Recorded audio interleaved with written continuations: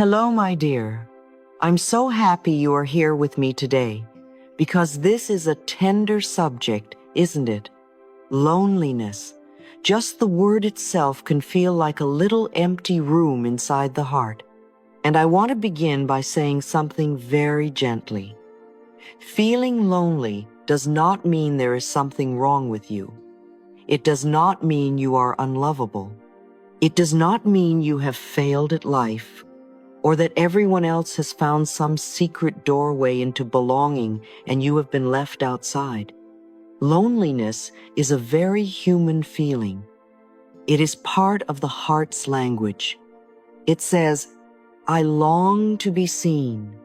I long to be heard. I long to be touched by love. But sometimes, my dear, loneliness is not only the absence of another person. Sometimes loneliness is the absence of a loving connection with yourself. I become a loving companion to myself, and loneliness begins to soften.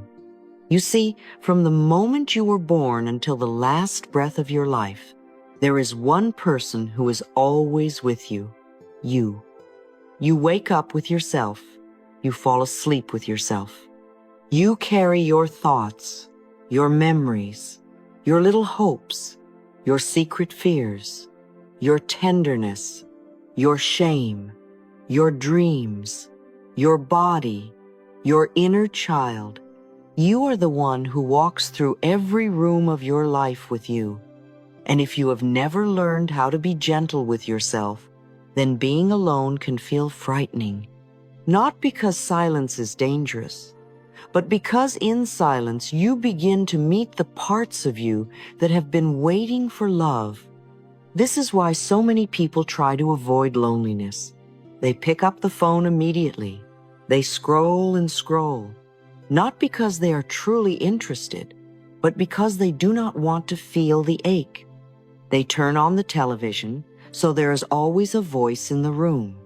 They stay busy, busy, busy, because if they stop, something inside may whisper, I am sad.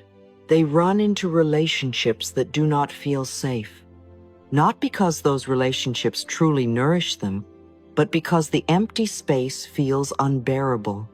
They say yes to people who drain them because any connection feels better than no connection. And yet, after all of that noise, the loneliness is still there. It has not been healed. It has only been covered. So the solution is not to rush out and find someone to fill the space. Loving relationships are beautiful. Friendship, touch, conversation, community. These are human needs, and there is nothing wrong with wanting them. But if you ask another person to fill the entire emptiness inside you, you may become afraid of losing them. You may cling. You may chase. You may tolerate less than love because you are terrified of returning to that empty room. Real healing begins when you become a companion to yourself, not in a lonely, isolated way, but in a warm way. You learn to sit with yourself and say, I am here. I like being with you. I am learning to enjoy your company. What a beautiful thing that is. Now, let us understand loneliness a little more deeply. There is outer loneliness and there is inner loneliness. Outer loneliness is when you truly need more connection. You need a voice, a friend, a community, a hug, a shared meal, a place to belong. That is natural. Please do not shame yourself for wanting people. We are not meant to be stones. We are meant to love and be loved. But inner loneliness is different. Inner loneliness can happen even in a crowded room. You may be surrounded by people and still feel unseen because you are hiding your real feelings. You may smile, laugh, answer, perform, and still feel alone because no one knows the soft truth inside you. You may be with someone and still feel lonely because you have abandoned yourself to keep the connection. Inner loneliness often asks, where have I stopped telling the truth to myself? Where have I made my needs too small? Where have I hidden my softness? Where have I tried to become acceptable instead of becoming honest? And when you listen this way, loneliness changes. It is no longer just a punishment. It becomes an invitation. Loneliness is not here to punish me. It is calling me back to myself. So when loneliness appears, do not immediately run from it. Put a hand on your heart and ask very softly, what part of me feels alone right now? Perhaps it is the child within who did not feel chosen. Perhaps it is the part of you that has been strong for too long. Perhaps it is the dreamer who has not had anyone to share the dream with. Perhaps it is the tender part that feels too sensitive for this world. Let that part answer. Do not correct it. Do not rush it. Listen. And this brings us to the darker places within us. I do not mean dark as bad. I mean dark as hidden, buried, unseen, unloved. There may be a part of you that is afraid of abandonment, a part that feels not good enough, a part that carries shame, a part that feels jealous when others seem loved, a part that feels angry because it has been quiet for too long, a part that still hurts from something old. These parts are not ugly. They are not wrong. They have simply been left alone in the dark for a long time. When you avoid these parts, they do not disappear. They may show up as anxiety, as clinging, as pushing people away, as scrolling endlessly, as eating when you are not hungry, as choosing people who cannot love you well, as isolating yourself before anyone can reject you. The hidden parts keep asking to be seen, and healing begins when you stop saying, "Go away," and begin saying, "Come here, darling. Let me understand you." Ask gently, which part of me feels unloved? What have I been trying to hide for too long? What do I need to hear from myself today? Maybe the answer is simple. I need to hear that I am not too much. I need to hear that I am not forgotten. I need to hear that I can be alone and still be loved. I need to hear that I do not have to chase anyone to have worth. Let the answer come, and then give yourself the words you needed. Place your hand on your heart and say, "I see you. I am here now. I will not abandon you." Say it slowly. "I see you. I am here now.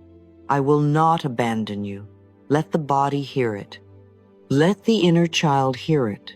Let the lonely part hear it.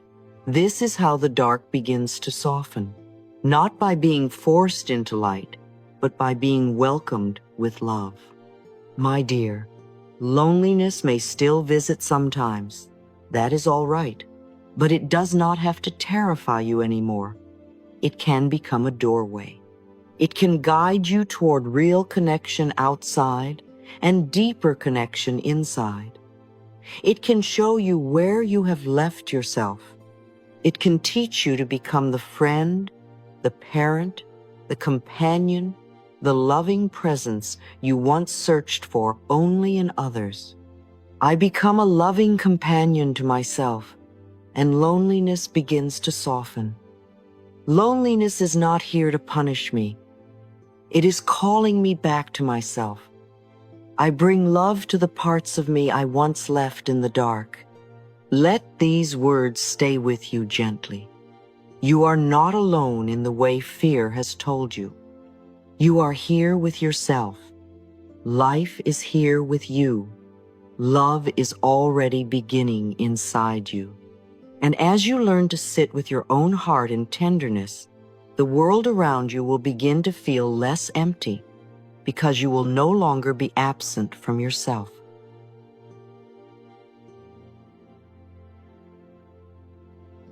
Building a relationship with yourself is very simple, my dear, but you should practice it every day.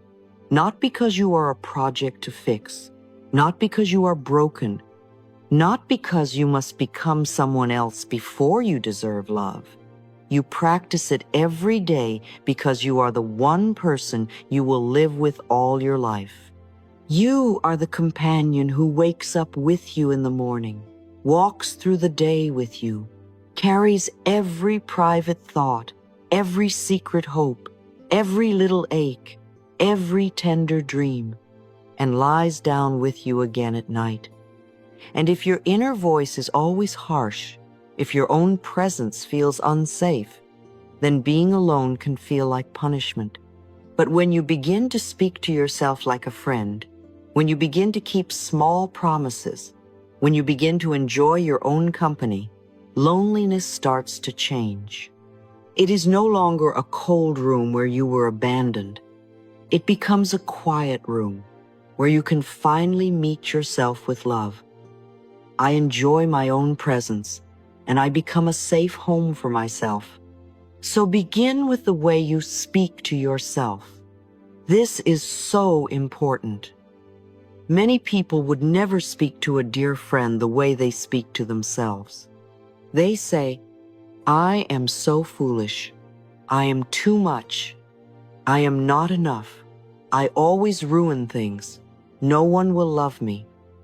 And then they wonder why their inner world feels lonely. My dear, the mind listens, the heart listens, the body listens. Every word you say to yourself becomes part of the emotional atmosphere you live in. So soften the voice. Speak as you would speak to someone you truly wanted to comfort. Say, "I am learning. I am safe. I am doing my best." Say it when you make a mistake. Say it when you feel awkward. Say it when loneliness rises in the chest. Say it when you feel behind. Let your own words become a place where your heart can rest. And then keep little promises to yourself. Not enormous, dramatic promises that frighten the inner child. Little ones. Drink a glass of water when you say you will. Go to bed a little earlier. Clean one small corner of your room. Take a walk for 10 minutes. Finish one gentle task. Put your phone down for a few breaths. These little promises may look ordinary, but they build self-trust. Every time you keep one, something inside says, "Oh, you are here for me. You mean what you say. I can rely on you."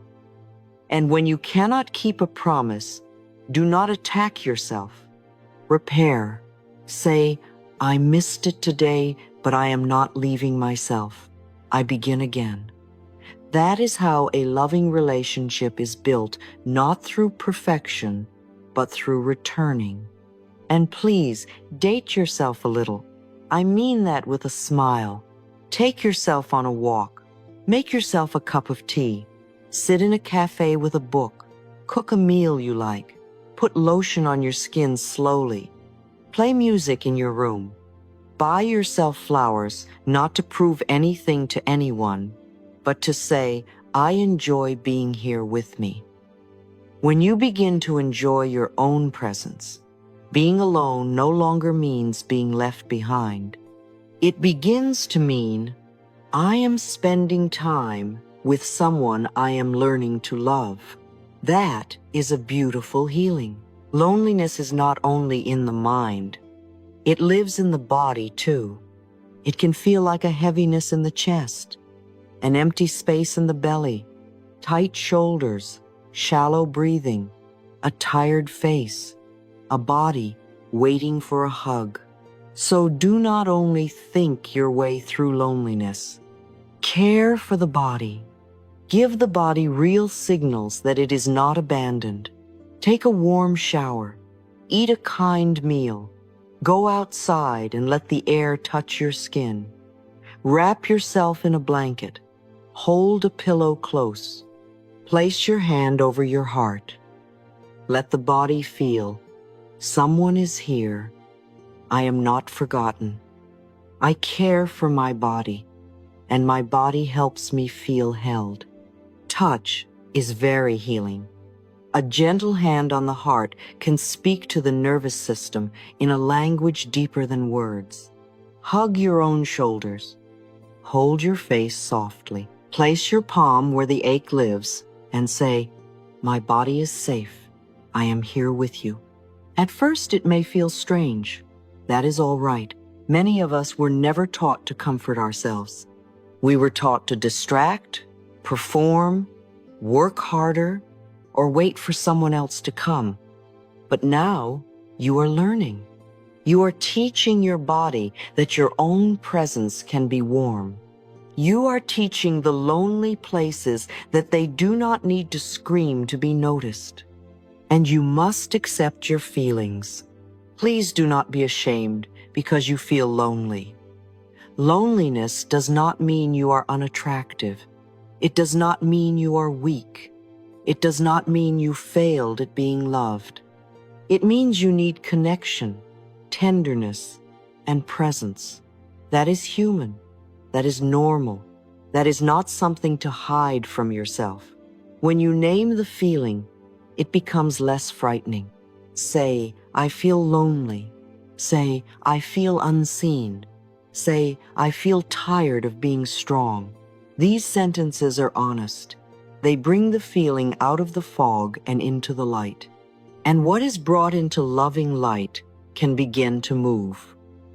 I allow my loneliness to be felt, and it begins to move through me.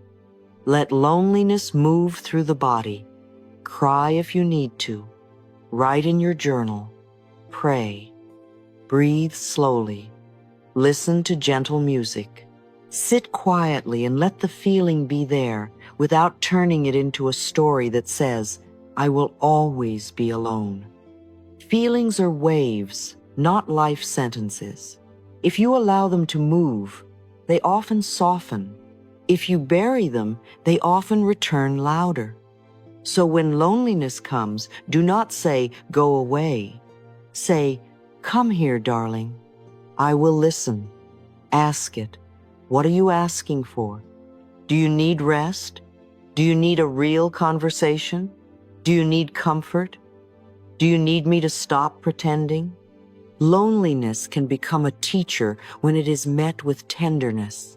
And yes, my dear, we also need people.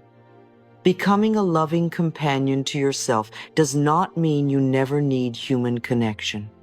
We are made for warmth, for community, for kindness, for shared laughter, for being seen. But you do not need to find a huge community immediately. Begin small.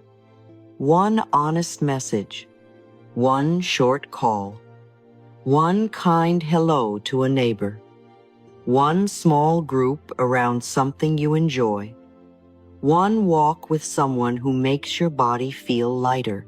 One safe connection is more healing than many shallow connections that leave you emptier than before. I open to small, safe, meaningful connections. Choose quality over quantity. Not every connection reduces loneliness. Some people make the room feel colder even when they are sitting beside you. Some conversations leave you feeling more invisible. Some relationships ask you to perform, shrink, explain too much, or hide your true heart. Look for connection where there is safety, listening, kindness, and respect. Look for people with whom your nervous system can breathe, and practice letting the real you be seen in small ways. You do not have to tell everyone everything, but maybe you can say one honest sentence instead of playing the perfect role. I have been feeling a little tender lately. I miss having deeper conversations. I need a gentle day. Real connection begins where performance ends. And then, care for the soul. Deep loneliness often needs more than company. It needs meaning. It needs a sense that life is with you, that the universe is not empty, that something loving holds you even when no one is in the room. Create a tiny sacred space in your day. Light a candle. Write 3 things you are grateful for. Sit quietly for 5 minutes. Listen to an affirmation that softens your heart. Walk outside and look at the sky. Say, "Life loves me. I am guided. I am not alone." Let those words become a little temple inside you. I am held by life in ways I can see and ways I cannot see. When you begin to see life as a relationship, loneliness becomes softer. The morning light can feel like a greeting. The wind can feel like a touch. Music can feel like comfort. A small sign at the right moment can feel like life whispering, "I am here." This does not replace human love, but it supports the heart while human love is still finding its way to you. The universe can reach you through nature, through silence, through a sudden idea, through a kind stranger, through a song, through your own breath returning home. So, dear one, begin here. Speak to yourself kindly. Keep one small promise. Take yourself on a gentle little date. Care for the body that carries your loneliness. Name what you feel. Let the feeling move. Reach for one safe connection. Create one sacred moment with life. You do not have to heal loneliness all at once. You only need to stop abandoning yourself inside it. I enjoy my own presence, and I become a safe home for myself. I care for my body, and my body helps me feel held. I allow my loneliness to be felt, and it begins to move through me. I open to small, safe, meaningful connections. I am held by life in ways I can see and ways I cannot see. Let these words wrap around you gently. You are not too much. You are not forgotten. You are not unlovable. You are learning how to come home to yourself, and as you do, the world will begin to feel less empty because you will no longer be missing from your own life. I once knew a woman, my dear, who told everyone she loved being independent. She would smile and say, "I don't need anyone. I am fine on my own." And in many ways, she was strong. She worked, she solved problems, she carried responsibilities, she made her own decisions. But when she came home at night and the room became quiet, a different truth would rise inside her. She did not feel free. She felt protected, yes, but also very alone. She had built a strong wall around her heart, and for a while that wall helped her survive. But after many years, the wall that once protected her also kept love out. And this is something many of us do, darling. We call it freedom when sometimes it is fear wearing a brave face. We say, "I do not need anyone," when what we may really mean is, "I am afraid to need someone and be hurt again. I open my heart slowly, wisely, and lovingly." Loneliness can sometimes be the result of self-protection. Perhaps you were once open, trusting, soft, and hopeful. Perhaps you loved someone deeply. Perhaps you believed someone would stay, and they did not. Perhaps you shared your heart, and it was criticized, ignored, misunderstood, or used against you. So, the nervous system learned a rule. Do not open too much. Do not need too much. Do not let people too close. If you do not reach, you cannot be rejected. If you do not hope, you cannot be disappointed. And my dear, this rule may have helped you at one time. It may have kept you from collapsing. It may have given you a sense of control. We do not shame it. We thank it for trying to protect us. But now we ask gently, is this still giving me life, or is it keeping me lonely? Avoidance can feel safe in the beginning. If you do not open your heart, there is less risk. If you do not ask for support, no one can fail you. If you do not show your tenderness, no one can judge it. If you keep conversations shallow, no one can touch the deeper places. But over time, this kind of safety becomes very expensive. It costs intimacy. It costs warmth. It costs the simple relief of being known. The heart does not need to be thrown open to everyone. No, that would not be wisdom. But the heart does need safe openings. It needs places where it can breathe. It needs people who can meet it with care. It needs to learn that connection does not always mean danger. So we open slowly. We open wisely. We open lovingly. You do not have to tell your whole story to the first person who smiles at you. You do not have to trust instantly. You do not have to give your heart away in order to prove you are healed. You can observe. You can listen to actions. You can let trust grow through consistency. You can allow someone to know one true thing about you, and then another, and then another. You can connect without losing yourself. You can love and still have boundaries. You can be open and still be discerning. This is mature healing. It says, I will not hide forever, and I will not abandon myself either.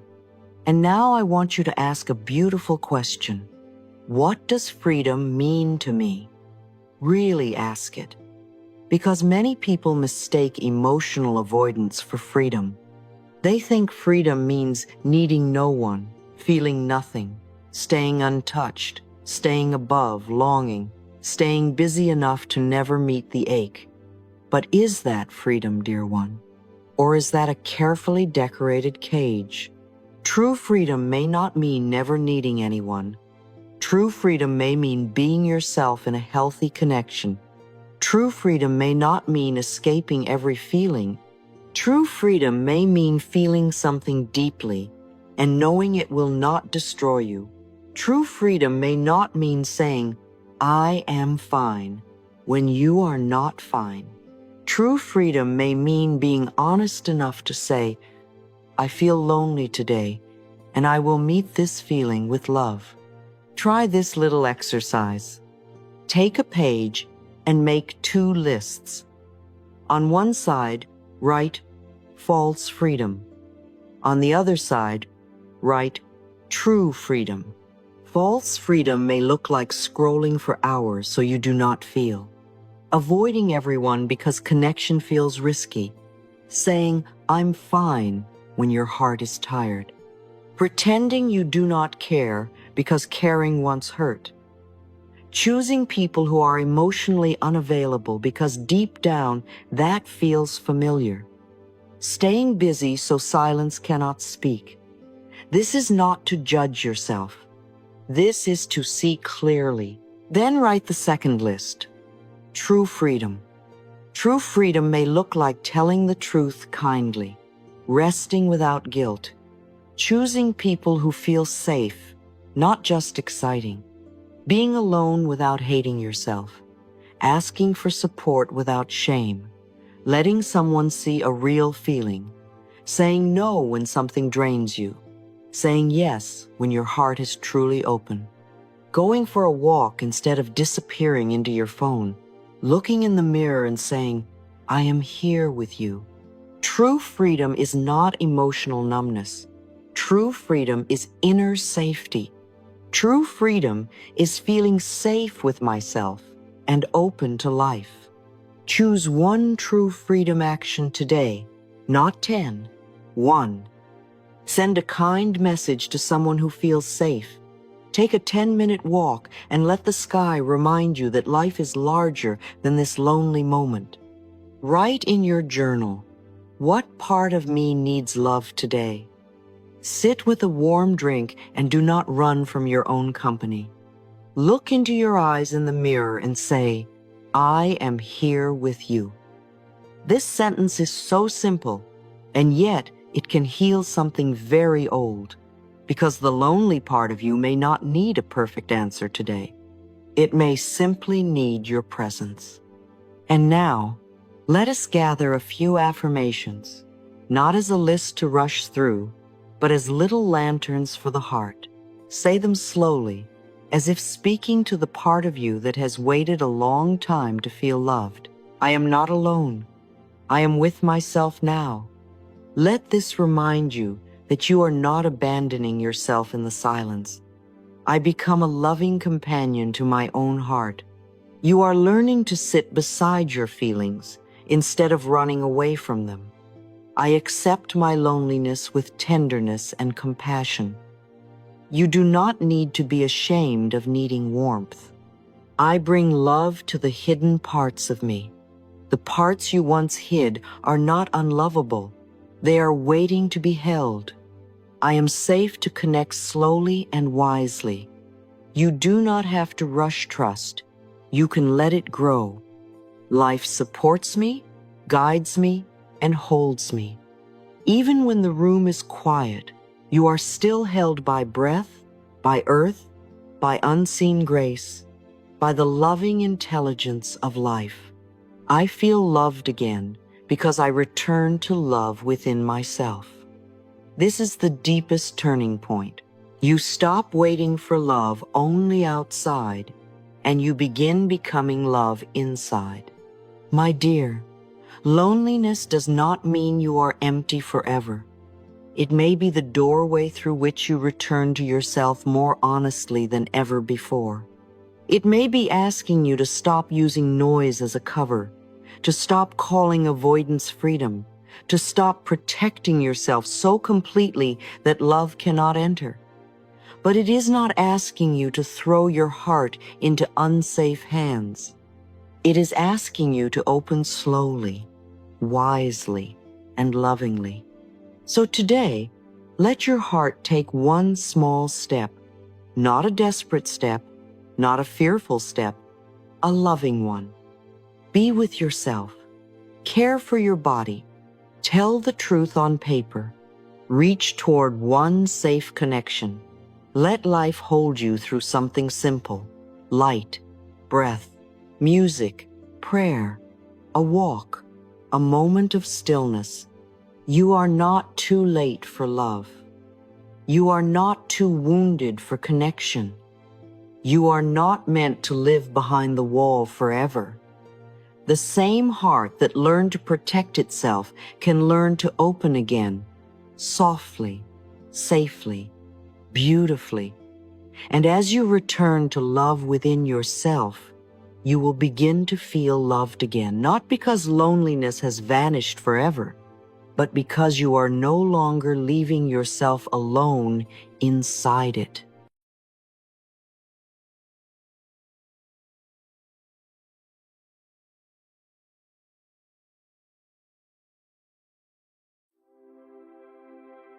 Let's talk about emotion, my dear, because so many people spend their whole lives fighting what they feel and then wonder why they feel so tired. We are taught to smile when we want to cry, to be calm when we are angry, to be strong when we are frightened, to be quiet when something inside us is begging to speak. And after a while, we begin to believe that emotions are the enemy. We think sadness means weakness. We think anger means we are unkind. We think anxiety means something is wrong with us. But emotions are not here to destroy you. They are messengers. They are little inner signals saying, please, look here. Something needs attention. Something needs love. Something needs truth. I stop fighting my emotions, and I let them guide me back to love. When you feel something deeply, it is not because you are broken. It is because some part of you is alive and speaking. Sadness may be saying, I lost something, and I need comfort. Anger may be saying, a boundary has been crossed and I need protection. Anxiety may be saying, I do not feel safe yet and I need reassurance. Loneliness may be saying, I need connection, but perhaps I have also been away from myself. Hurt may be saying, this touched an old wound, and it wants to be held differently now. So instead of asking, why am I feeling this, with shame, ask it with tenderness. Dear feeling, what are you trying to tell me? You see, the problem is usually not that we have emotions. The problem is that we fight them. We tighten around them. We push them down. We pretend they are not there. We say, I should not feel this. I should be over it. I should be better. I should be more spiritual. And then the feeling has nowhere to go. It becomes stuck in the body. It becomes tension in the jaw, heaviness in the chest, tightness in the stomach, pressure in the throat, tiredness in the bones. The body begins to carry what the heart was never allowed to express. Healing begins when we stop turning emotions into enemies and begin treating them as children who need to be listened to. This does not mean we let every emotion control our behavior. No, darling. Feeling anger does not mean we must speak cruelly. Feeling fear does not mean we must run away from everything. Feeling sadness does not mean we must believe life is hopeless. There is a beautiful difference between allowing an emotion and letting it drive the whole car. We can say, anger is here, and still choose kind words. We can say, fear is here, and still take one loving step. We can say, sadness is here, and still remember that this feeling is not the whole story. That is emotional maturity, not suppression, not explosion, loving awareness. Now let us understand how emotions form, because this gives us great freedom. Emotions do not usually appear out of nowhere. There is often a process. First, there is a situation. Something happens outside you, or something happens inside the mind. Someone does not reply. A person says something sharp. You remember an old moment. You see a photo. You receive criticism. You imagine a future that frightens you. The situation may be real, or it may be a story the mind creates. But something becomes the starting point. Then comes attention. The mind chooses where to look, and what you give attention to grows in your awareness. If someone is silent, you may focus on the silence. If someone criticizes you, you may focus on one painful sentence. If something uncertain appears, you may focus on the worst possible outcome. Attention is like a magnifying glass. It does not create the whole world, but it makes one part of the world feel very large. This is why it is so important to notice where the mind is looking, not to blame yourself, but to understand the energy you are feeding. Then comes appraisal, or the meaning you give to what happened. This is where emotions become very personal. One person receives a short message and thinks, they must be busy. Another person receives the same short message and feels abandoned. One person receives feedback and thinks, I can learn from this. Another person hears the same feedback and feels ashamed, exposed, or not good enough. Why? Because every person carries a different emotional history. A present moment can touch an old memory. A simple silence can feel like childhood neglect. A small criticism can feel like years of being judged. A delay can feel like rejection if your nervous system has learned to expect loss. My emotions are shaped by the meaning I give to what happens. This is not to say your feelings are false. Your feelings are real. The body truly feels them, but the meaning underneath them may need love, questioning, and healing. If the mind says, "They have not replied, so I am not important," the emotion will be pain. If the mind says, "They may be busy, and I can stay with myself while I wait," the body may soften. If the mind says, "I made a mistake, so I am a failure," shame grows. If the mind says, "I made a mistake and I can learn," self-trust grows. Same event, different meaning, different emotional response. After the appraisal comes the emotional response. The body reacts. The heart beats faster. The stomach tightens. The throat closes. Tears rise. Heat comes into the face. You may want to defend, withdraw, control, explain, cry, hide, or run. This is the body trying to protect you, express you, or move energy through you. Please do not hate it for that. The body is not stupid. It is responding to the meaning the mind has given the moment. So what do we do when an emotion appears? First, pause. Not forever, just long enough to create space. Place a hand on your heart and name the emotion gently. I feel sad. I feel anxious. I feel angry. I feel hurt. Naming is powerful. It brings the feeling out of the fog. Then ask, what meaning did I give to what happened? Perhaps you will hear, I thought I was being rejected, or I thought I was not enough, or I thought I was unsafe. Now you are no longer lost inside the emotion. You are listening to it. Then ask, is there another loving meaning I can offer? Not a fake meaning, not a meaning that denies the pain, a kinder meaning. This silence may not mean abandonment. This feedback may not mean I am worthless. This fear may be an old wound asking for reassurance. This sadness may be showing me that I need station, rest, and tenderness. This anger may be showing me where a boundary is needed. When you change the meaning, the emotional energy can begin to move. And then give the emotion what it needs. If sadness needs comfort, comfort yourself.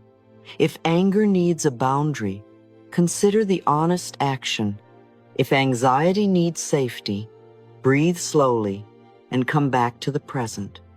If loneliness needs connection, reach out to someone safe or return to yourself with kindness.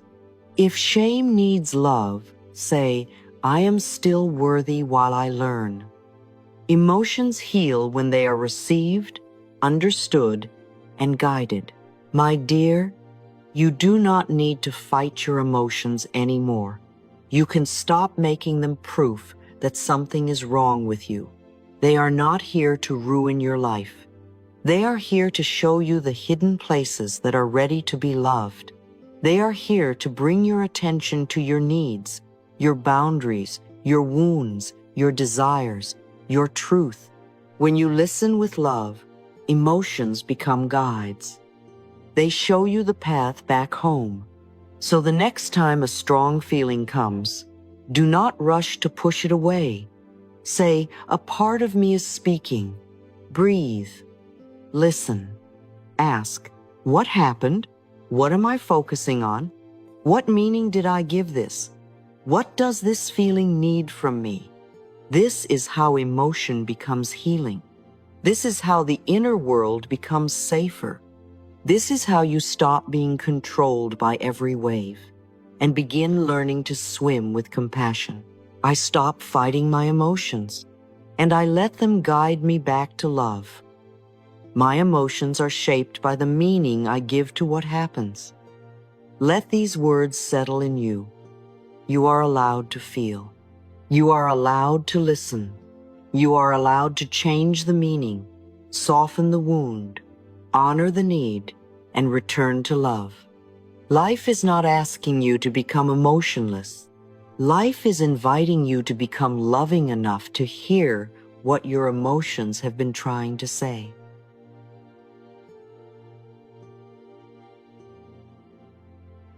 Let me remind you of something you may have forgotten. Your emotions are not trying to ruin your life. They are not little storms sent to punish you. They are not signs that you are weak, dramatic, broken, unspiritual, or behind in your healing. They are messengers. They are carrying old stories, unmet needs, memories in the body, boundaries that were crossed, longings that were buried, and parts of you that have been waiting to be loved. And when an emotion rises strongly, very often it is not only responding to what is happening right now, it may also be carrying the echo of what happened long ago. A small silence today can touch an old abandonment. A small criticism today can touch a childhood wound of never feeling enough, a delay, a cold message, a disappointed look, a person turning away. These may seem small on the outside, but inside they can touch a much younger place. So please, do not shame yourself for reacting. Begin to understand yourself. I understand my emotional patterns, and I lovingly create new ones. When we are children, we learn what emotions mean. We learn whether love feels steady or unpredictable. We learn whether crying brings comfort or criticism. We learn whether needs are welcomed or treated as a burden. We learn whether silence means safety or danger. And these early lessons do not simply disappear because we become adults. They become emotional patterns. If you grew up with consistency, warmth, and repair, your body may find it easier to trust that love is still there, even when there is distance, silence, or disagreement. You may be able to return to calm more naturally because somewhere inside, the body learned connection can survive a moment of discomfort.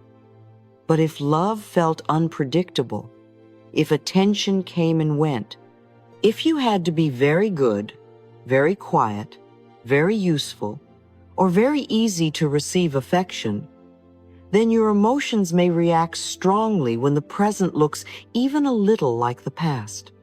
Some people learn to avoid needing anyone. They became very independent, perhaps too independent. They may say, "I am fine. I do not need comfort. I do not need to talk." But emotions pushed down do not vanish. They often become distance, numbness, coldness, exhaustion, or a secret loneliness that no one sees. Others learn to cling anxiously to connection. They may want closeness very deeply and fear losing it just as deeply. When triggered, they may overthink, analyze, chase, become angry, or feel desperate for reassurance. Others may feel confused inside, wanting love and fearing it at the same time, moving closer and then pulling away, needing affection and yet feeling unsafe when it arrives. My dear, these are not character flaws. They are old survival maps. And healing means we begin drawing a new map with love. One of the kindest things you can do is learn how to give yourself emotional safety. Many of us are waiting for someone else to give us the perfect look, the perfect voice, the perfect reassurance, the perfect hug. And yes, loving people can help us heal. But we can also begin offering ourselves the safety we have been asking for. I give myself the safety my emotions have been asking for. There are 4 very simple ways to do this. The first is gaze. A kind gaze is powerful. When a baby is looked at with love, the nervous system receives a message. I am seen. I exist. I matter. And many adults are still starving for that kind of gaze. This is why mirror work can be so healing. When you look into your own eyes, not to criticize your face, not to inspect your flaws, not to judge your age or skin or tiredness, but to truly see yourself, something begins to change. Look softly. Let your eyes be kind. Say, I see you. I am here. You do not have to disappear. The mirror can become a place of repair. The second is voice. The tone you use with yourself matters more than you realize. You can say the right words in a harsh tone, and the body will still feel unsafe. But a warm, slow, gentle voice can soothe even before the mind fully believes the sentence. Say, darling, we are safe enough right now. Say, this feeling is allowed. Say, we do not need to panic. Say it slowly. Let your voice become a blanket, not a whip. Many people are trying to heal with the same sharp tone that wounded them. Let your healing voice become different, softer, warmer, more patient. The third is, affect the expression you bring to yourself.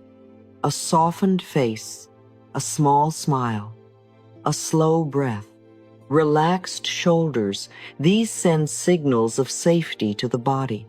You may think, how can my face change my emotions? But the body and mind are always speaking. When you soften your expression, the nervous system may begin to feel, perhaps we are not in danger. This is why self-love is not only an idea, it is physical. It is how you look at yourself, how you breathe with yourself, how you sit with yourself when the feeling is strong. The fourth is touch. Place a hand on your heart. Hold your own shoulders.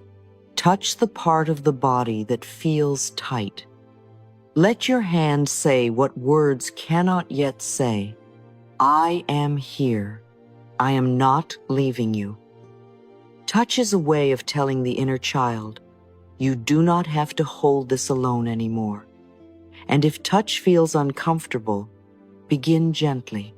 Even one hand on the heart for 3 breaths can become a little doorway back to safety. Now, let us speak about managing emotions at the very first stage, the situation. You cannot control every event in life. You cannot control every person, every tone, every delay, every disappointment.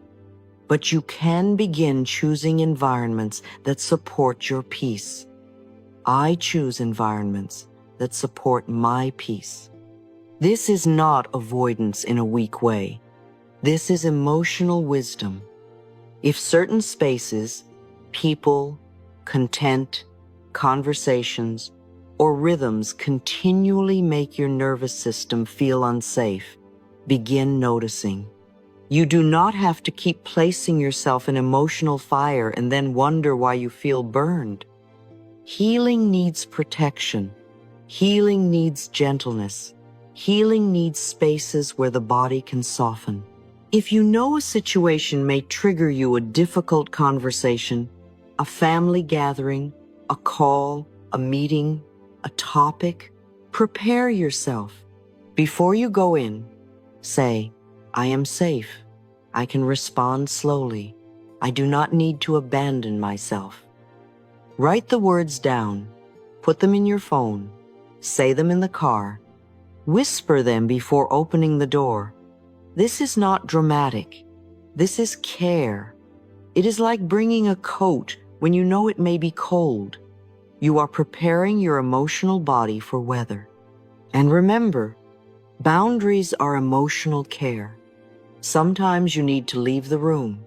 Sometimes you need to delay a reply. Sometimes you need to stop discussing a subject. Sometimes you need to reduce contact with a person who repeatedly makes your healing harder. Boundaries are not punishment. They are a loving structure around your peace. Avoiding a harmful environment is not always fear. Sometimes it is self-respect. The second strategy is managing attention. What you focus on grows in your awareness. If you place all your attention on the painful sentence, the cold message, the closed door, the uncertain future, the emotion grows larger and larger until it fills the entire room of your mind. But when you gently guide your attention, the body remembers that life is wider than this one problem. I gently guide my attention back to safety. Begin with the body. Ask, where is my breath? Are my shoulders tight? Are my feet touching the floor? These questions may sound simple, but they pull the mind out of the emotional loop and back into the present. If you are spiraling, look around and name one thing that is safe right now. A chair, a glass of water, light on the wall, your hand on your heart, the floor beneath you, a sound in the room. Emotions need an anchor. When the mind is swimming in fear, the body needs one real thing to hold. You can say, this is difficult, and I am also sitting on this chair. I feel anxious, and my feet are on the ground. I feel hurt, and I can still breathe. This does not erase the feeling.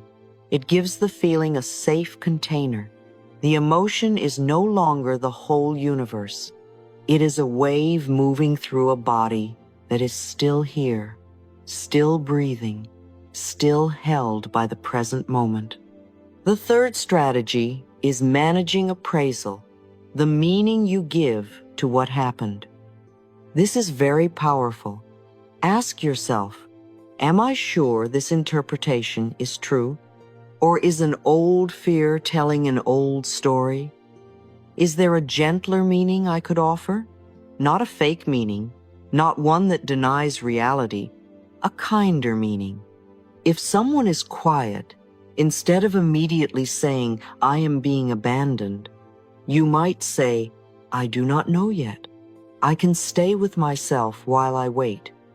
If someone gives feedback, instead of saying, I am worthless, you might say, this is uncomfortable, and I can learn without hating myself.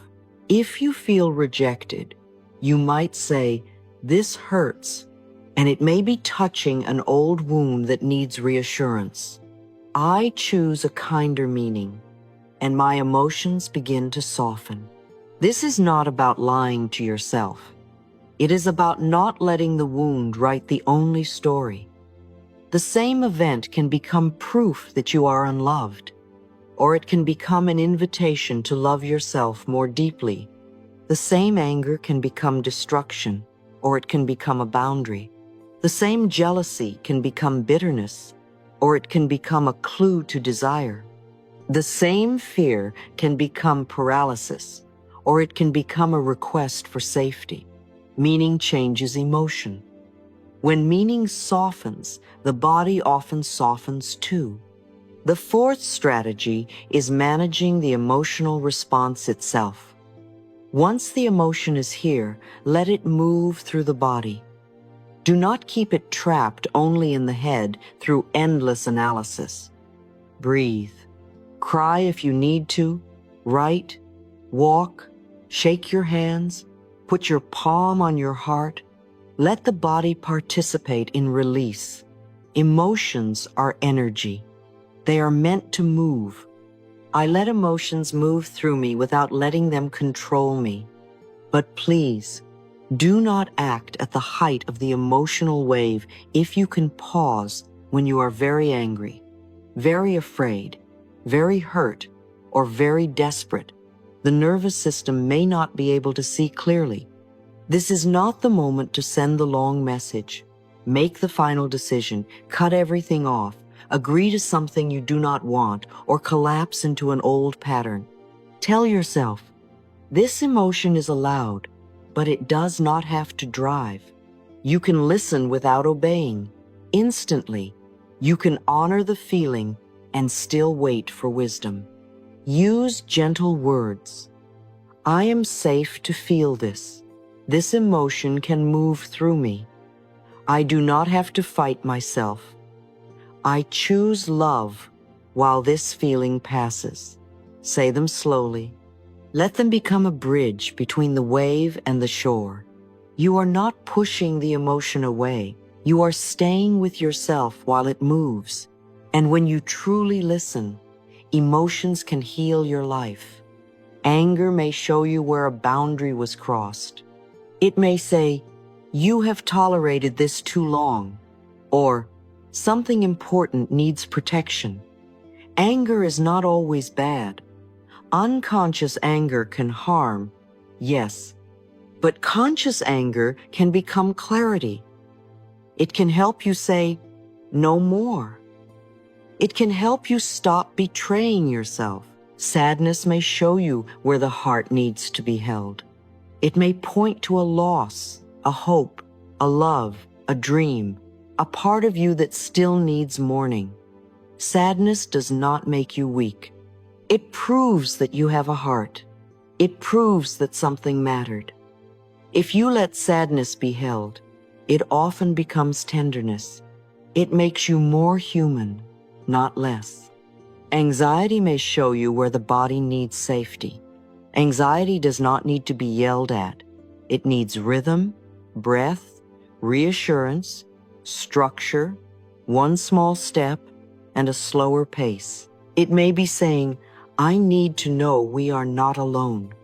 I need a plan. I need rest. I need stability." When you respond to anxiety with compassion, it can become a guide toward grounding. Jealousy may show you a buried desire. It may say, "I want that too. I want to be seen. I want to create. I want love. I want freedom. I want beauty. I want success. I want to feel alive." If you listen correctly, jealousy does not have to become bitterness. It can become direction.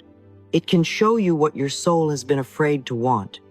Every emotion carries a message that can lead me back to myself. So here is a healing practice. Speak to your emotion as you would speak to an inner child. First, name it. I feel angry. I feel afraid. I feel lonely. I feel unseen. Naming brings the emotion into relationship. It is no longer a fog. It is a guest you can sit beside. Then ask, "What are you trying to tell me? What do you need from me right now? What old wound are you protecting?" Wait. Do not force the answer. It may come as words, images, tears, body sensation, or simply a knowing. Let the emotion speak. Then reassure it. I hear you. You are safe now. I will not abandon you. We can feel this and still be okay. These are simple sentences, but to the nervous system, they are powerful. They tell the emotional body, you do not need to scream to be heard. You do not need to take over to be respected. I am listening now. I listen to my emotions until they feel safe enough to soften. My dear, you are allowed to feel. You are allowed to be human. You are allowed to have waves. You are allowed to have old wounds that still ask for love. But you do not have to be ruled by every emotion, and you do not have to fight them either. There is a middle way. Listen, understand, soothe, guide, and choose. Your emotions are not the enemy. They are doorways. Doorways to needs. Doorways to boundaries. Doorways to memories. Doorways to self-love. Doorways to truth. When you stop fighting them, they stop needing to fight you. When you listen, they begin to soften. When you offer safety, the body begins to trust. When you choose a kinder meaning, the heart begins to heal. So the next time an emotion rises, say, "Welcome. I will not be afraid of you. I will not let you control me, but I will hear you. Show me what needs love. Show me what needs truth. Show me where I have abandoned myself. Show me the way back home. I understand my emotional patterns, and I lovingly create new ones. I give myself the safety my emotions have been asking for. I choose environments that support my peace. I gently guide my attention back to safety. I choose a kinder meaning, and my emotions begin to soften. I let emotions move through me without letting them control me. Every emotion carries a message that can lead me back to myself. I listen to my emotions until they feel safe enough to soften. Life is not asking you to become emotionless. Life is inviting you to become loving enough to hold what you feel. And as you do, dear one, your emotions will no longer be storms you fear. They will become messengers guiding you gently and truthfully back to love. My dear, as we close this healing message, I want you to take one soft breath and remember, you do not have to be afraid of what you feel. Your emotions are not coming to punish you. They are not proof that you are weak, too sensitive, or broken. They are little messengers from the deeper places within you, asking to be seen, held, understood, and loved. Today, you are learning a new way. You are no longer pushing your feelings down. You are no longer pretending everything is fine when your heart is asking for tenderness. You are no longer using judgment against the parts of you that simply need safety. You are beginning to say, "I hear you. I am here now." We can feel this and still be okay. If today you are choosing to stop fighting your feelings and begin listening with love, write in the comments, "I listen to my emotions." Let those words become a gentle promise to yourself. And if you feel ready, you may also write one emotion you are choosing to heal with tenderness: anger, sadness, fear, anxiety, grief, jealousy, loneliness. Not to shame it, not to expose it, but to say, "I see this part of me and I am willing to love it differently now." Remember, dear one, anger may be asking for a boundary. Sadness may be asking for comfort. Fear may be asking for safety. Jealousy may be showing you a desire you have forgotten. Loneliness may be calling you back to connection, beginning with yourself. So place your hand on your heart and whisper, "I am safe to feel. I am safe to listen. I am safe to heal." Your emotions are not here to destroy you. They are here to show you what needs love, what needs safety, and what is ready to heal. Life loves you, dear one, and every feeling, when met with love, can guide you gently back home.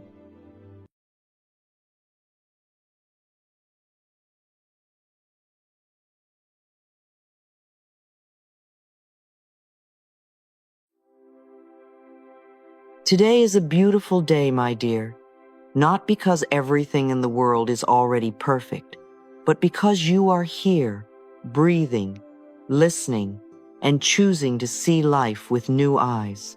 And that is where healing begins. Not when every problem disappears, not when every person finally understands you, not when every dream has arrived. Healing begins in the quiet moment when you say, "Perhaps I can see this differently." The same world can look very different depending on the eyes we bring to it. One person looks at the mud and says, "Everything is dirty." Another looks at the same muddy ground and says, "Ah, this is where the lotus grows." One person looks at the night and sees only darkness. Another looks up and sees the stars. The difference is not always the situation. Very often, the difference is perception. I train my mind to see good, and my soul begins to heal. Now, please understand me gently. Seeing good does not mean pretending that painful things are not painful. It does not mean calling disrespect love. It does not mean smiling when your heart needs to cry. It does not mean forcing yourself to be cheerful when your body is asking for rest. No, darling, that is not healing. That is performance. True healing is much more honest. It says, yes, this is difficult, and still, I am willing to look for the lesson, the strength, the opening, the protection, the new direction, or the small piece of light inside it. This is not denial. This is spiritual maturity. You are no longer letting the old wound be the only interpreter of your life. Every experience passes through the filter of the mind before it becomes an emotion. Two people can go through the same delay, the same rejection, the same change, the same silence, and create completely different meanings from it. One says, life is against me. Another says, life is redirecting me. One says, I am not enough. Another says, this is showing me where I need to love myself more. One says, I failed. Another says, I learned. The event may be similar, but the meaning changes everything. My perception shapes the meaning I give to life. This is why your perception is so powerful. It becomes the story you live inside. If you see every challenge as proof that you are abandoned, your body will stay tense. If you see every delay as punishment, your heart will become bitter. If you see every mistake as proof that you are hopeless, you will be afraid to try. But if you begin training the mind to ask, what good can come from this? Or how is this helping me grow? Or what is life showing me here? Then the energy of the entire story begins to shift. You are not changing the past. You are changing the prison you built around the past. And my dear, the greatest battle is often not the outer adversity. It is the automatic thought that appears after adversity. The situation happens, and the mind says, everything is ruined. I cannot handle this. Nothing good ever happens. I am always behind. No one supports me. These thoughts can feel very convincing because they are familiar, but familiar does not mean true. A thought can be loud and still be wrong. A thought can feel old and still not belong to your future. I am not every thought I think. I am the one who can choose again. This is a very freeing idea. You are not trapped inside every thought that passes through your mind. You can observe a thought, you can question it, you can bless it and let it go. You can say, this is fear speaking, or this is the old story, or this is my wounded child trying to protect me. And then you can choose a softer thought, not a fake one, a kinder one. Instead of everything is ruined, perhaps, I do not see the answer yet, but I can take one gentle step. Instead of, I cannot handle this, perhaps, I have handled hard things before, and I can ask for support. Instead of, nothing good can come, perhaps, life may still surprise me. Training the mind is a practice. It is not something you do once and then never feel fear again. The mind has practiced fear for many years. It may have practiced criticism, suspicion, comparison, and expecting the worst. So when you begin choosing new thoughts, be patient. Do not shame yourself because the old thought comes back. Simply return. The return is the training. Every time you choose a more loving thought, you are strengthening a new pathway. Every time you refuse to feed hopelessness, you are reclaiming your energy. Every time you look for one good thing, one lesson, one blessing, one doorway, your soul becomes a little lighter. And this brings us to loving discipline. Discipline is often misunderstood. Many people think discipline means being harsh, strict, cold, or forcing yourself into positivity. But the discipline I am speaking of is very tender. It is the discipline of not abandoning your peace just because a feeling changes. It is the discipline of saying, today I may not feel hopeful, but I can still speak kindly to myself. It is the discipline of saying, I may feel afraid, but I will not let fear choose all my words. It is the discipline of taking one small right action, even when the emotions are moving like waves. I choose peace even before I feel peaceful. You will not feel positive every day. That is all right. Some mornings, your mind may feel cloudy. Some afternoons, someone may say something that hurts. Some nights, an old memory may return. You are not failing because your emotions move. Emotions are weather. They come and go. But loving discipline is the ground beneath the weather. It says, even if I feel sad, I can choose not to attack myself. Even if I feel angry, I can breathe before I speak. Even if I feel discouraged, I can take one small step. Even if I feel afraid, I can look for one sign of good. This is not forcing happiness. This is being faithful to your healing. There is a big difference. Forcing happiness says, I must feel good, or I am doing it wrong. Loving discipline says, I can meet this feeling with kindness and still choose a thought that supports me. It gives you freedom from emotional slavery.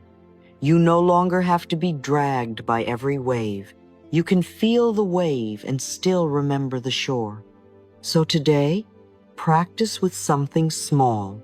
If a plan changes, instead of immediately saying, this is terrible, pause and ask, could this be redirecting me? If someone is unkind, instead of saying, I am not worthy, ask, what boundary would love choose here? If you make a mistake, instead of saying, I always fail, say, I am learning, and I can repair what needs repairing. If you feel tired, instead of saying, I am weak, say, my body is asking for care.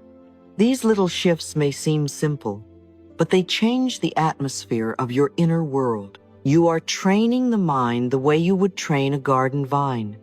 Gently, consistently, you guide it toward the light. You do not hate the vine because it grew in the old direction. You simply keep redirecting it again and again toward love, toward peace, toward gratitude, toward wisdom, toward possibility. My dear, life does not need to be perfect before your soul can begin to heal. You can start now, right here, with the situation you have, with the feeling you have, with the thoughts that are present. You can ask, what good is still here? You can ask, what is this teaching me? You can ask, how can I respond from love? You can ask, what would peace choose now? And every time you ask, every time you choose again, every time you refuse to let the old wound define the whole story, something inside you becomes freer. I train my mind to see good and my soul begins to heal. My perception shapes the meaning I give to life. I am not every thought I think. I am the one who can choose again. I choose peace even before I feel peaceful. Let these words stay with you today. Look for the star, even if the night is still dark. Look for the lesson, even if the moment is still tender. Look for the little good, even if the whole answer has not yet arrived. You are not pretending. You are training your inner eyes to see life through healing instead of fear.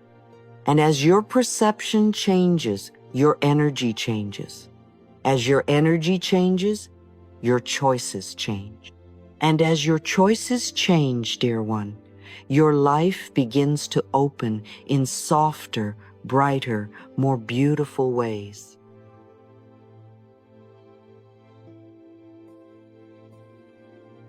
Now let's take this a little further, because seeing good is not just a nice idea, my dear.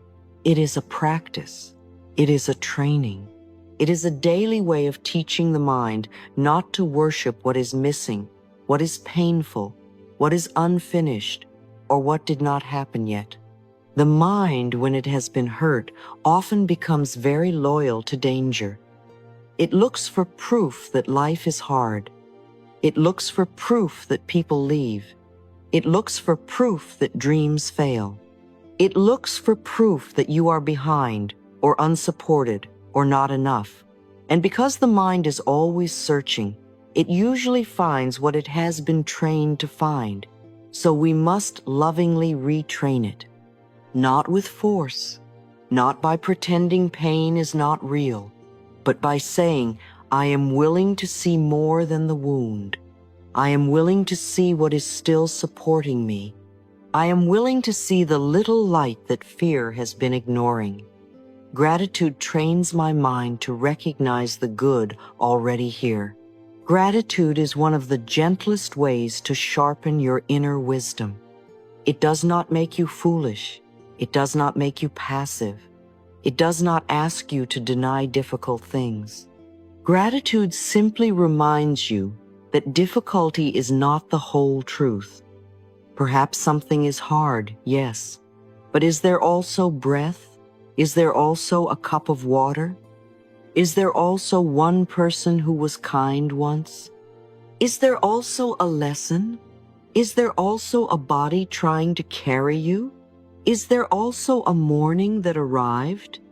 Is there also a bed that held you? A song that softened you, a memory that warmed you, a little moment of beauty that came and went quietly. The mind that is in pain often says, only this pain is real. Gratitude says, let us look again, darling. Pain is here, but so is support. You see, when we are not grateful, the mind becomes very narrow. It stares at the missing piece and forgets the whole table. It stares at one closed door and forgets the windows. It stares at one person who did not love us well and forgets all the ways life has still been holding us. Gratitude widens the room. It gives the soul more air. It says, I can acknowledge what hurts without making hurt my entire identity. And that is a very healing thing. A very simple practice is to ask yourself, what is still supporting me today? Not what is perfect, not what is finished, not what proves that all problems are gone, just what is supporting you. Maybe it is your breath. Maybe it is your willingness to listen to this message. Maybe it is the fact that you did not give up on yourself.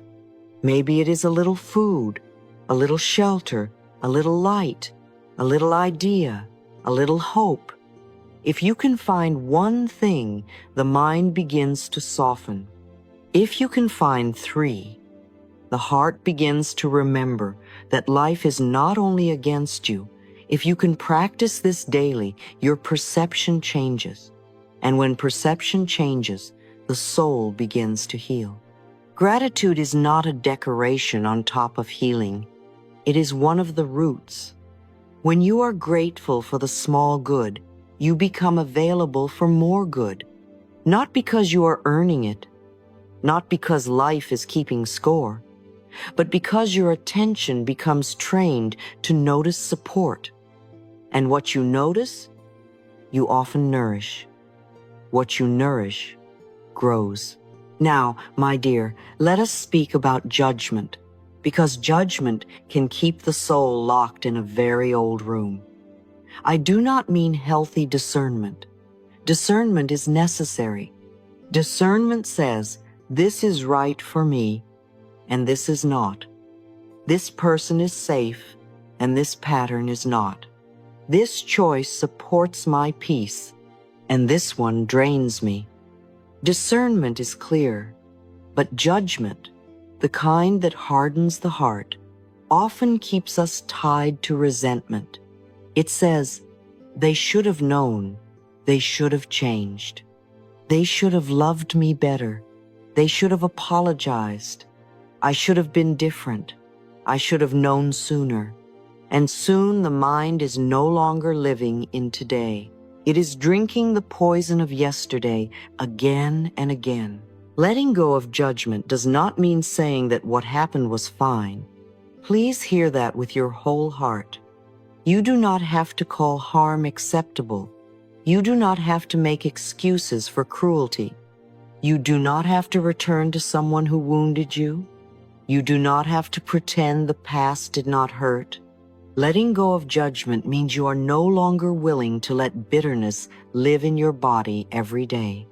It means you are tired of feeding your future with the emotional toxins of the past. It means you want your heart back. I release judgment, and I make room for peace. Sometimes we hold judgment because we think it protects us. We think if we stop being angry, we will be vulnerable again. But release is not forgetting. Release is not becoming naive. Release is saying, I have learned. I have boundaries now. I have wisdom now. I do not need to keep this resentment burning in order to stay safe. That is freedom. You can remember the lesson without carrying the fire. You may begin very simply. When you think of a person or a situation that still pulls your energy backward, place a hand on your heart and say, I am willing to be free from the pain of this story. Not, I forgive everything immediately. Not, it did not matter. Just, I am willing to be free. Willingness opens the door. It lets the soul know that you are ready to stop living in the same emotional prison. And perhaps the judgment is toward yourself. Oh, my dear, this is often the deepest one.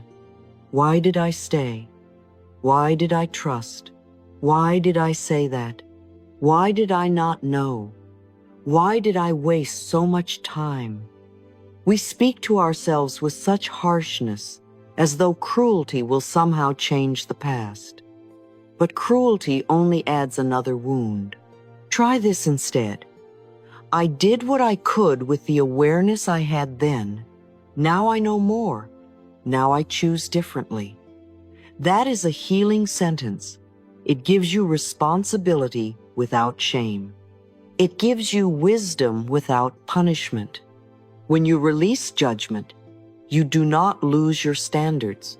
You gain your energy. You no longer have to spend every day rehearsing the pain. The mind can stop replaying the courtroom scene. The heart can stop calling witnesses. The body can stop bracing against what already happened. And in that space, peace begins to enter. This leads us to acceptance. Acceptance is one of the most misunderstood words in healing. Many people think acceptance means surrendering to a bad life, tolerating what hurts, or saying nothing can change. But true acceptance is not resignation. Acceptance is the moment you stop fighting reality as it already happened, so that you can use your energy for what comes next. I accept what has been, and I choose what I become next. The past has already happened. The words were said. The choice was made. The person left. The opportunity passed. The mistake happened. The season unfolded the way it did. You cannot go back and rewrite the scene with the awareness you have now. And yet, how often does the mind try? It says, but if only I had, if only they had, if only it had gone differently. And the body suffers as though the moment is still alive. Acceptance says, yes, this happened. It hurt. I wish it had been different. And now I choose how I carry it. That is where your power returns. You may not be able to change the event, but you can change the meaning you continue to give it. You can change whether it becomes a life sentence or a lesson. You can change whether it becomes proof that you are unlovable or proof that you need healthier love. You can change whether it becomes a reason to close your heart forever or a reason to love yourself more wisely. You can change whether it makes you bitter or makes you deeper. Acceptance is like unclenching the fist. You are not saying, I liked what happened. You are saying, I am no longer going to injure myself every day by arguing with what cannot be changed. And when the fight stops, energy returns. Energy that was trapped in the old story becomes available for healing, creativity, rest, love, boundaries, and new beginnings. You might say to yourself, I accept that this happened. I do not have to approve of it. I do not have to repeat it. I do not have to define myself by it. I accept that it is part of my story, and I choose what I become next. Do you feel the dignity in that? You are not helpless. You are not erased by what happened. You are choosing your next becoming. And to hear the soul clearly enough to choose, we must create stillness. The soul does not heal in constant noise. It does not easily speak through endless scrolling, endless drama, endless complaint, endless input, endless rushing. The soul is quieter than fear. The soul often whispers. It needs space. It needs breath. It needs moments when you are not being filled by everyone else's energy. In stillness, my soul remembers how to heal. Stillness does not have to be complicated.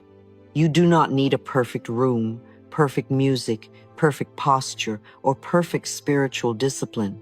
Stillness may be 3 minutes before touching the phone. It may be sitting with your tea and not turning on anything. It may be walking without headphones for a few minutes. It may be closing your eyes and placing your hand on your heart. It may be writing one honest sentence. This is what I feel. Stillness is not empty. It is full of the things you have not had time to hear. In stillness, you may realize you are tired. In stillness, you may realize you have been pretending. In stillness, you may realize that something no longer fits. In stillness, you may hear a very gentle inner voice say, rest, or speak, or let go, or try again, or you are safe now. This is why so many people avoid stillness. Not because stillness is useless, but because stillness tells the truth, and truth, when met with love, heals. Take little breaks from the phone, little breaks from drama, little breaks from the news, little breaks from conversations that only repeat fear, not because you are avoiding life, but because you are protecting the inner environment where healing happens. Your soul needs quiet the way a garden needs rain. If you never give it space, the deeper wisdom dries up beneath the noise. And when negative thoughts appear, Use them as moments of practice. Say, I choose to see this with love. This sentence is very simple, but it changes the direction of the mind. It does not mean I like this. It means I will not let fear be the only lens. If something disappoints you, say, I choose to see this with love. Then ask, what is this teaching me? If something delays, say, I choose to see this with love. Then ask, what is being prepared? If someone's behavior hurts you, say, I choose to see this with love. Then ask, what boundary would honor my peace? Love is not weakness. Love is the clearest lens. Now let us make this practical, because the mind must be trained daily, not once, daily. Every morning before the world enters, ask, what good can I see today? This question gives your mind a direction. It tells the inner filter, look for support, look for beauty, look for kindness, look for opportunity, look for small grace. And during the day, your mind may begin noticing little things it would have ignored: the warm light, the kind word, the solution, the breath, the chance to respond differently. When difficulty appears, ask, what lesson is hidden here? Again, not to deny the difficulty, not to force yourself to be grateful for pain before you are ready, but to prevent the mind from turning the difficulty into a final verdict. A difficulty can teach a boundary. It can teach patience. It can teach self-respect. It can teach clarity. It can teach you what no longer belongs. It can teach you how strong you are becoming.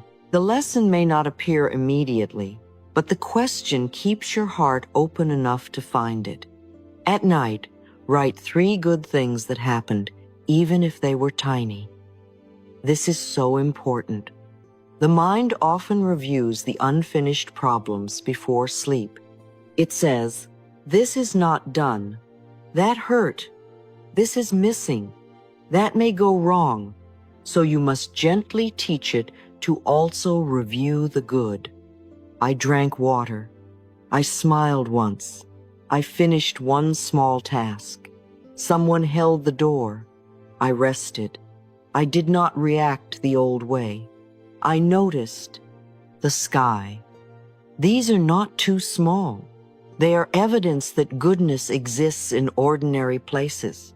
And the more evidence you collect, the more your soul stops believing that darkness is the only truth.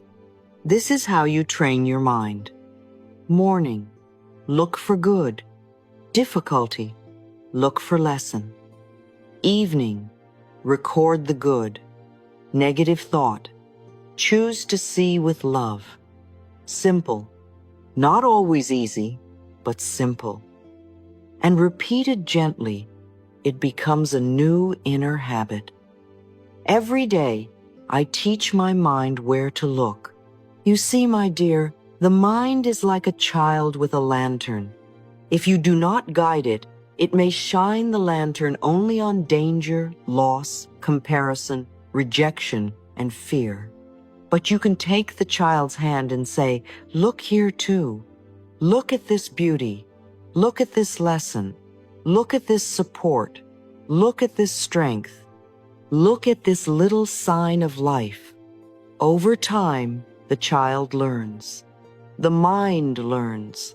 The soul becomes less burdened. And please be patient with yourself. There will be days when you forget to see the good, days when the old mind takes over, days when gratitude feels far away, days when stillness is uncomfortable, days when resentment rises again. That is all right. The practice is not perfection. The practice is returning. When you notice the old pattern, simply say, I can choose again. That sentence alone is healing. You are not trying to become someone who never feels pain.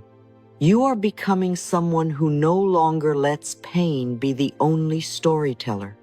You are not trying to become someone who never has negative thoughts.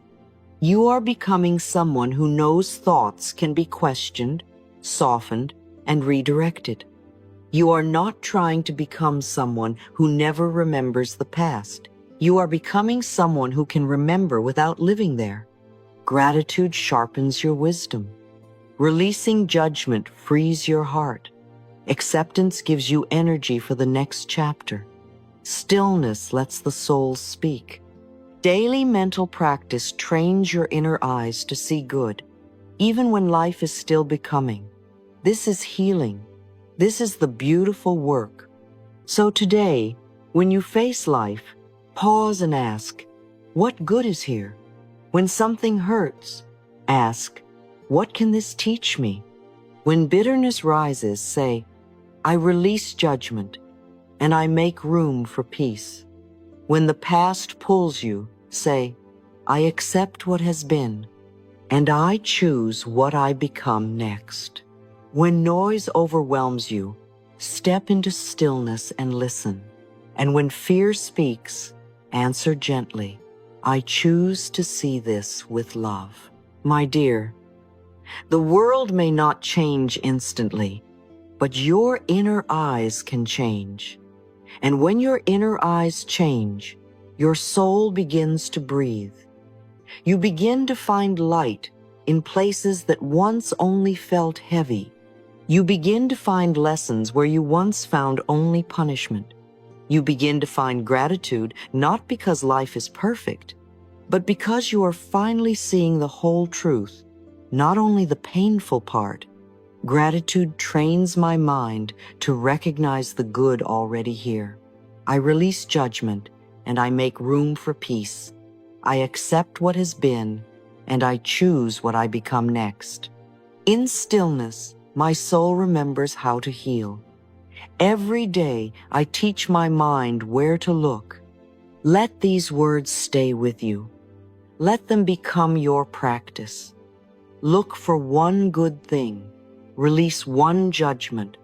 Accept one piece of reality. Sit in one moment of stillness.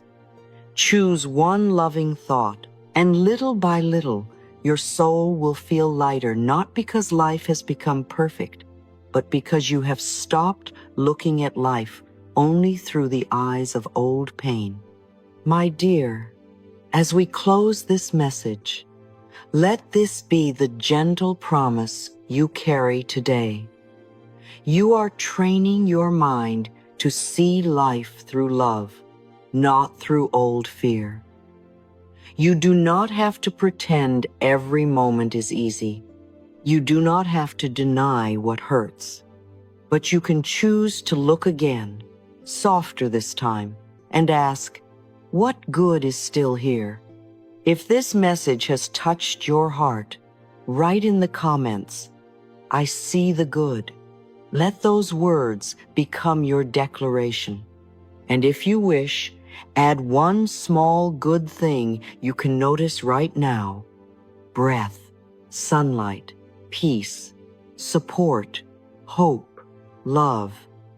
It may seem tiny, but tiny goodness is still goodness. And when you honor it, your soul begins to heal. Today, may your eyes become gentle. May your thoughts become kinder. May your heart stop searching only for what is missing and begin recognizing what is already holding you. Train your mind to see good, and life will never look the same. Not because everything outside changes at once, but because your soul begins to see with love again. Life loves you, dear one, and so do I.